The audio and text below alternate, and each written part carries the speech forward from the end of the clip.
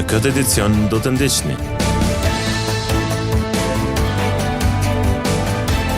Njëzet e 8 vjet nga betejë e Morinës.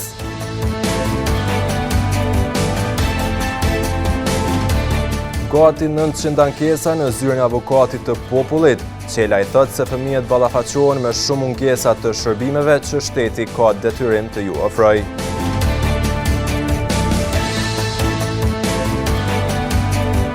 Fillon regjistrimi i nxënësve në klasët e 10-ta për vitin shkollor 2026-2027.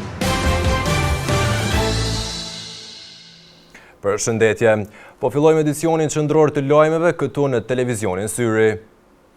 Në nderim të sakrificës së të rënëve për lirinë e vendit dhe shënimin e përvjetorit të 28 të betejës së Morinës në kompleksin memorial të Morinës është mbajtur aktivitet përkujtimor që mblodhi dhjetra përfaqësues institucional, zyrtar policor, familjar të dëshmorëve dhe qytetarët. Në kompleksin memorial të Morinës, u shënuar sot 28 vjetori përkujtimori betejës së Morinës, një nga ngjarjet më të rëndësishme të luftës për lirinë e Kosovës. Në këtë ceremoni morën pjesë ish luftëtar të UÇK-s, familjar të dëshmorëve, përfaqësues institucional, autoritete lokale e policore, si dhe qytetarë të shumt. Të pranishmit bën homazhe dhe vendosën kurora me lule pranvarëve të dëshmorëve, duke ndëruar sakrificën e tyre për lirinë e vendit. Gjatë ceremonisë u theksua rëndësia ruajtjes së kujtesës historike dhe e respektimit të veprës së dëshmorëve dhe veteranëve të luftës. Në këtë aktivitet ishte i pranishëm edhe ish komandanti i rrafshit të Dugaxhinit Ramush Haradinaj, i cili edhe foli para të pranishmëve. Jemi bashku sot nderojmë kujtimin për heronjt tonë. Morina ka qenë një prej veneve më të ndihshme, më të zorshme që me mbajt luftën gjallë, po edhe shumë e nevojshme sepse përmes Morinës, përmes brezhit kufitar, është furnizue gjithu UÇK-ja me armë dhe njëkohësisht me ushtarë, 3 që kanë ardhur në luftë. Luftarët e Morinës, bashkëluftarët tonë, e kanë bë më të mirën të mundshme në shërbim të atë vend. Ata që janë dëshmorë e kanë dhënë edhe jetën, po dhe shumë tjerë janë këtu prezent që i falenderojmë për shërbimin që kanë bërë në atë kohë për lirinë tonë që e gëzojmë sot. Nderimi përjetshëm për trend për liri. Beteja e Morinës zë një vend të veçantë në historinë e luftës së ushtrisë lirimtare të Kosovës. Pas luftimeve të zhvilluara në këtë zonë gjatë vitit 1998, me 7 korrek u zhvillua një nga betejat më të lavdishme të UÇK-s, ku ranë heroikisht Arben Ukshini, Blirim Ukshini, Nezir Elezaj, Sulejman Abdyli, Ahmet Pulatani, Ymer Bytyçi dhe Mine Ukshini. Mes lotësh dhe emocionësh, nëna e dëshmorit Sulejman Abdyli, Gjylshahe Abdyli, kujtoi sakrificën e të rënëve dhe rëndësinë që brezat e rinj të mos e harrojnë kurrë çmimin e lirisë. Unë më burna si kom pas djemë, 5 si kom pas në luftë, ju kohë të letë, dheve tyne. E faleminderit tonëve, kush o kone, kush është ardhë, i ka vizitu këtë vërreze. Faleminderit, inshallah së hubë gjaki tyne, shka kanë përjetuë. 5 di kom pas. Po, fati që kjo shkuë, tjetën plagosë, më qeshë më ka metë. Ceremonia përfundoi me vizita në muzeun e kompleksit memorial të Morinës, ku të pranishmit pa nga afër fotografi, dokumente dhe veshje ushtarake që dëshmojnë historinë e luftës dhe sakrificën e luftëtarëve të ushtrisë lirimtare të Kosovës.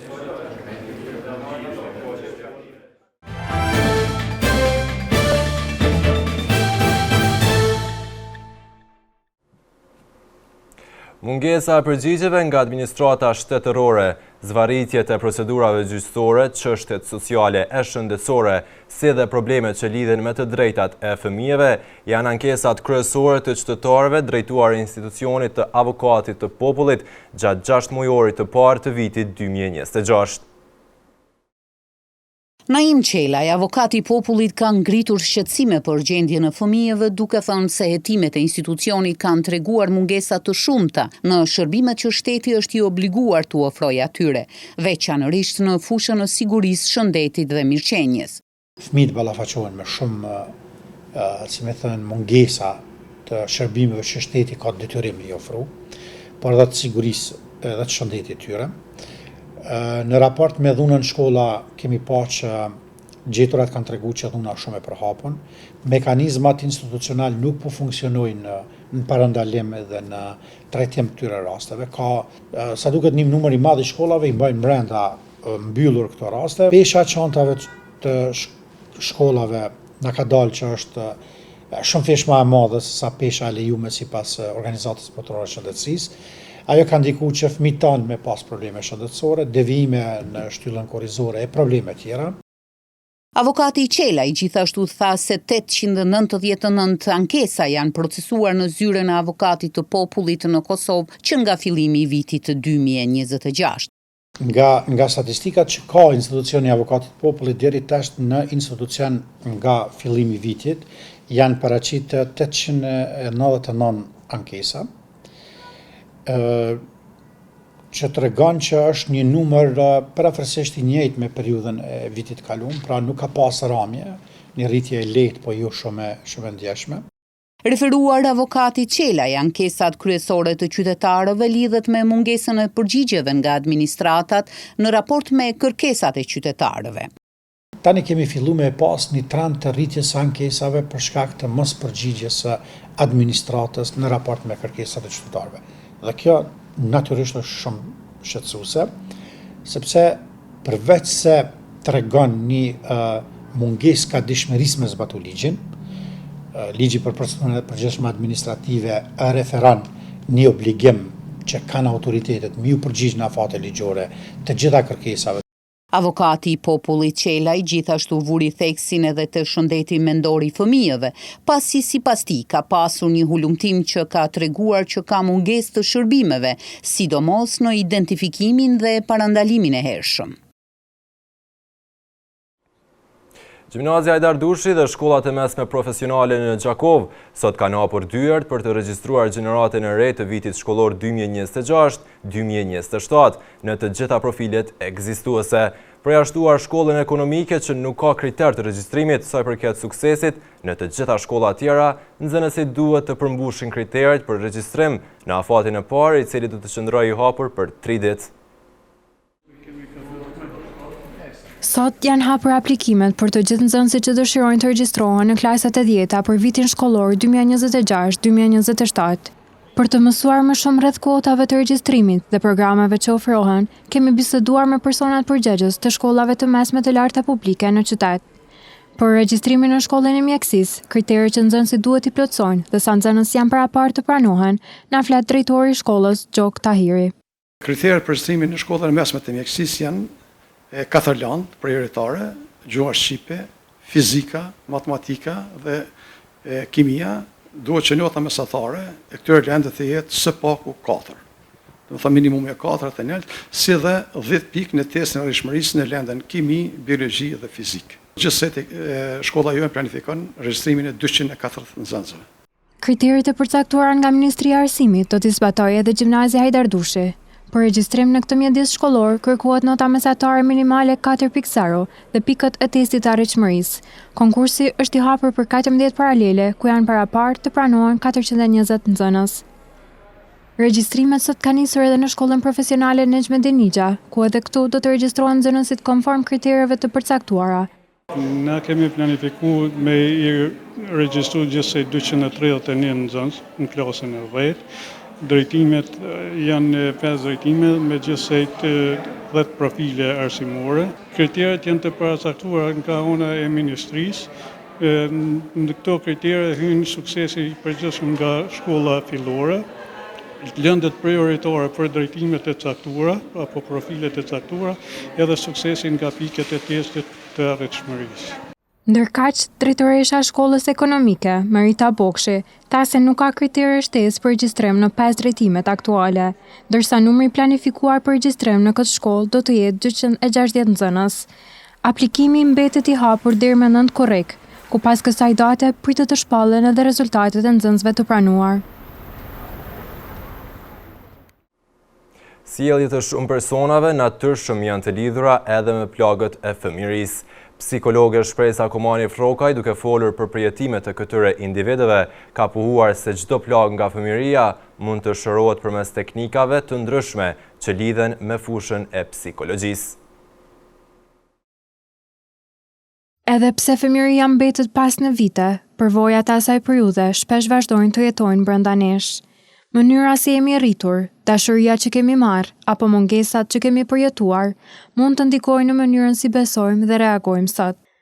Çfarë nënkupton fëmia brenda nesh dhe cilat janë plagët emocionale që shumë njerëz i bartin pa kuptuar, na flet psikologja Shpresa Komani Frokaj.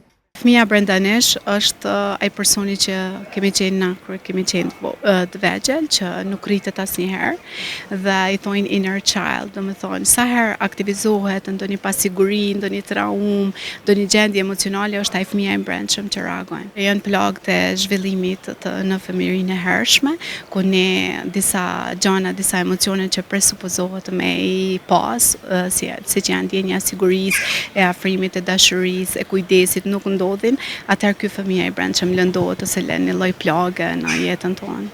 Por pse ndodh që disa reagime të forta emocionale në të tashmen lidhen me përvoja të mbetura nga fëmijëria, na tregon psikologja. Sepse truri kalon në hiperndjeshmëri dhe ata kanë nevojë që këto imazhe ose këto ndjesi të plotësohen dhe nuk janë plotësuar me kohë, dhe si rrjedhoj ky fëmia i brendshëm është gjithmonë kërkues edhe gjithmonë dëshiron që me u plotësua ato nevoja. Fëmia brenda nesh nuk mbetet i lënduar për gjithmonë. Ka teknika për ta shëruar atë, shtoi psikologja. E shërojmë, ne mund të jemi ai prindi i kujdesshëm i fëmijës tonë të brendshëm, mund të jemi ai personi i sigurt të fëmijës tonë të brendshëm. Ai mundet të bëhet edhe me trajtim, po edhe me vetë disa teknika që na ndihmojnë neve që të lidhemi me fëmijën e brendshëm dhe t'i plotësojmë nevojat e atij fëmijë së vogël, edhe si të rritur. E kaluara nuk mund të ndryshohet, por mënyra si përballemi me të mund të ndryshojë të tashmen tonë.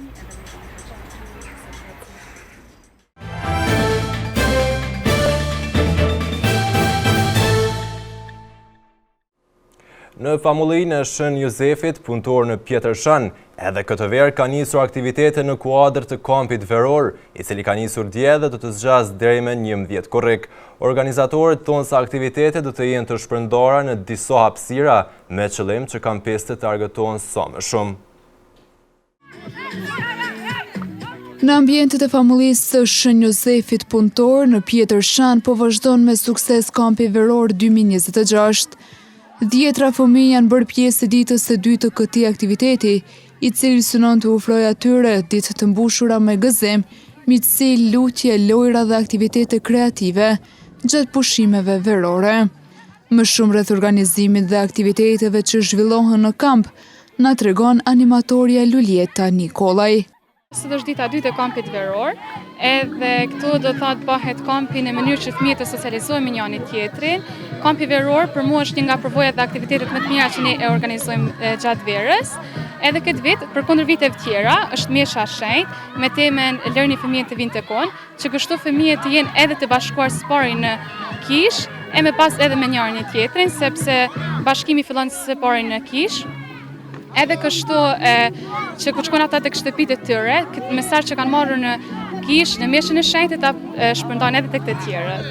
Fëmijët shprehen të lumtur që po marrin pjesë në kamp, duke theksuar se kanë krijuar miq të rinj, janë argëtuar së bashku dhe po shijojnë pushimet verore. Në kamp veror më pëlqen më së shumti çfarë aktivitete bëjmë, animatorët kujdesen shumë për neve, edhe më pëlqen se si bëjmë më shumë shoqëri, njoftime me njëri tjetrin. Mua për kampin më pëlqen se si njoftohem më shumë me njerëz, bëhemi shok dhe shoqe, edhe bëjmë aktivitete si për shembull lojra, sepse në shtëpi s'kemi çfarë të bëjmë dhe kur vini këto kënaqemi.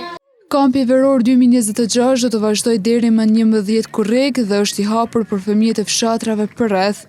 Gjatë këtyre ditëve, ata do të kenë mundësi të marrin pjesë në aktivitete të ndryshme edukative, sportive dhe argëtuese, ndërsa animatorët do të vazhdojnë të jenë të përkushtuar për të ofruar një përvojë sa më të bukur dhe të paharrueshme gjatë pushimeve verore.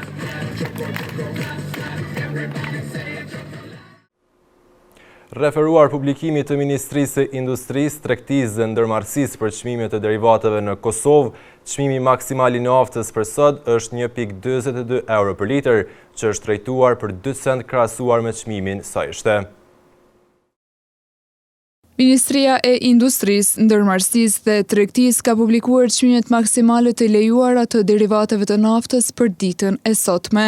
Sipas vendimit, çmimi maksimal i naftës është 1.42 euro për litër, i benzinës 1.36 euro për litër, ndërsa i gazit 0.63 euro për litër. Krahasuar me javën e kaluar, nafta është shtrenjtuar për 2 cent, pasi çmimi maksimal ishte 1.40 euro për litër. Ndërkohë me 25 qershor, nafta tregtohej me 1.36 euro për litër. Në Gjakov, çmimet aktuale në pikat e karburanteve janë nafta 1.38 euro deri në 1.42 euro për litër, benzina 1.35 euro deri në 1.36 euro për litër. Çmimet e derivateve në Kosovë vazhdojnë të ndikohen nga zhvillimet në tregjet ndërkombëtare të energjisë dhe luhatjet e çmimit të naftës në bursat botërore. Në vazhdim të ndjekim parashikimin e motit për ditët në vije.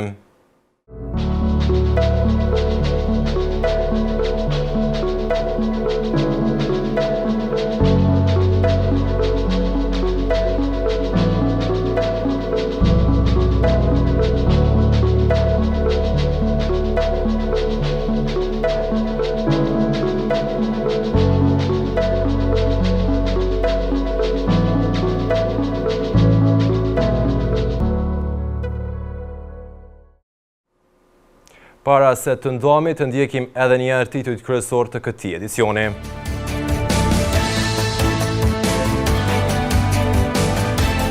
Një 28 vjeç nga betejë e Morinës.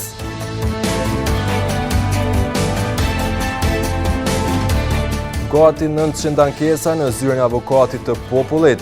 Qela i thotë se fëmijët ballafaqohen me shumë mungesa të shërbimeve që shteti ka detyrim të ju ofrojë.